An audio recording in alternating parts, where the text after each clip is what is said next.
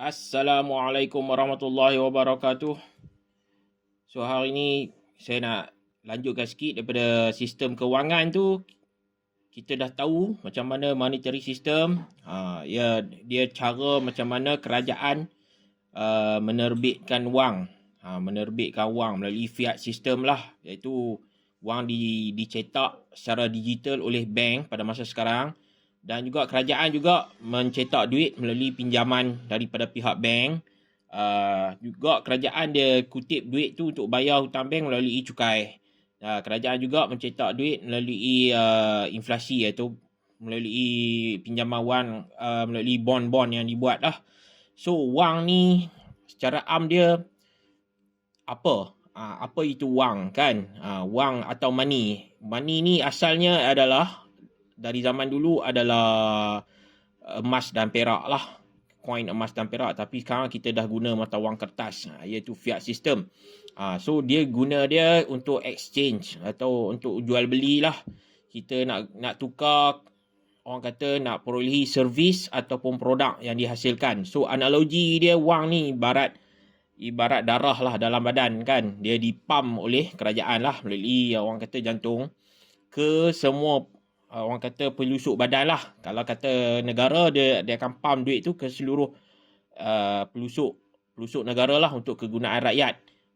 So wang-wang ni semua dia akan orang kata mesti dia mengalir. Dia tak boleh berhenti. Kalau tak sampai, mana anggota badan tu akan mati. Sama juga dengan ekonomi. Kalau wang tu tak mengalir, ekonomi akan mati. So ekonomi mati, wang pun akan mati. So dia dependent antara satu sama lain. So kita perlukan wang untuk hidup. So nak hidup juga perlukan wang ni macam tu. Tapi wang ni sekarang ni kita tahu kan dia macam mana fiat system tu berjalan. So dalam wang ni dia perlu modal, atau dalam bahasa orang putih dia kita panggil capital. So orang yang ambil secara personal lah, bukan kerajaan lah, orang swasta persendirian yang ambil modal dan laburkan dalam ekonomi tu dipanggil kapitalis. Sebenarnya kapitalis ni nampak macam perkataan yang buruk, tapi sebenarnya tidak. Dia cuma menggandakan duit. Macam mana dia boleh gandakan duit? So banyak cara.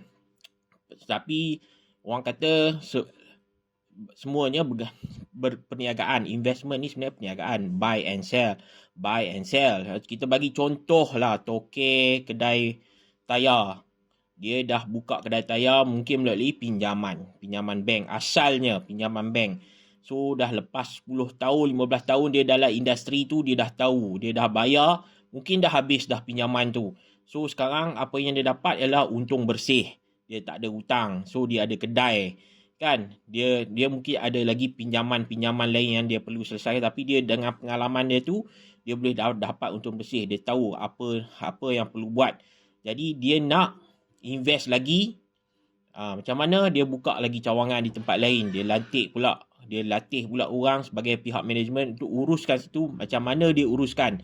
Lepas tu dia akan rolling lagi. Macam tu lah. Dia punya orang kata apa, kaedah dia kan. Dia rolling dia punya modal. Itulah investment. Dia buy and sell. Tapi yang ni cara contoh kita nak bagi wang tu. Jadi wang tu perlu bergerak, tak perlu disimpan.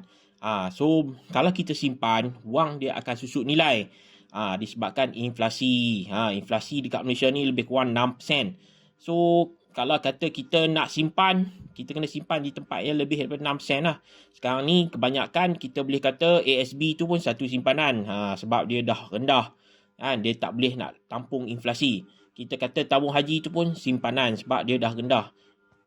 Jadi apa sebab kaedah yang boleh kita guna, kita kena invest lah. Invest, kita pastikan duit tu dia boleh grow lebih daripada inflasi, baru kita ada orang kata modal, orang kata keuntungan yang lebih. Jadi penting dia untuk orang faham bahawa wang ni digunakan untuk jana ekonomi lah sebagai capital, dan orang yang jana ekonomi itu pula, individu yang jana ekonomi itu sebagai kapitalis. So dia bukanlah satu yang gelaran yang buruk sebenarnya, tapi disebabkan selalu orang sebut kapitalis ni jahat. Dia tak jahat. Dia cuma orang kata menggunakan wang dia kan, keupayaan kewangan dia untuk apa? Untuk kata menggandakan kekayaan. Banding dengan orang yang makan gaji ni, dia hanya harapkan wage. Wage ni gaji, wages. Kan? Dia orang panggil earn. Earn tu maknanya pendapatan. Pendapatan yang dia hasilkan tu berdasarkan gaji. Berapa banyak yang dia hari-hari dia pergi kerja, berapa jam dia dibayar untuk sekian.